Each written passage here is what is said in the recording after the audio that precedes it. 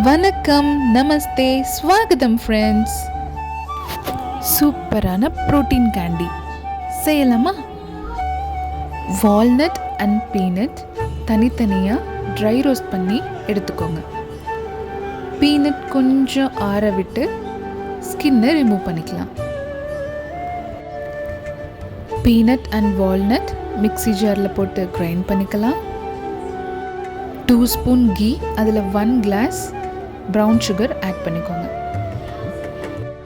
Brown sugar, peanut, walnut எல்லாமே same கிளாஸில் measure பண்ணிக்கோங்க. சர்க்கரை நல்லா பாகு பதத்துக்கு வரணும். தண்ணி ஆட் பண்ணாமல் நல்லா மிக்ஸ் பண்ணிகிட்டே இருந்தீங்கன்னா நல்ல பாகு. இதுதான் நமக்கு சரியான பதம். இப்போ நம்ம அரைச்சி வச்ச பீனட் அண்ட் வால்நட் பவுடரை மிக்ஸ் பண்ணிக்கலாம். சர்க்கரை பாகில் 2 மினிட்ஸ் நல்லா மிக்ஸ் பண்ணிவிட்டு ஸ்டவ் ஆஃப் பண்ணிடுங்க, இல்லைன்னா ரொம்ப ஹார்ட் ஆயிரும். பிளேட்டில் ஆயில் அப்ளை பண்ணி பட்டர் ஷீட் போட்டு அதில் பீனட் அண்ட் வால்நட் மிக்சரை ஸ்ப்ரெட் பண்ணி விட்டுக்கலாம்.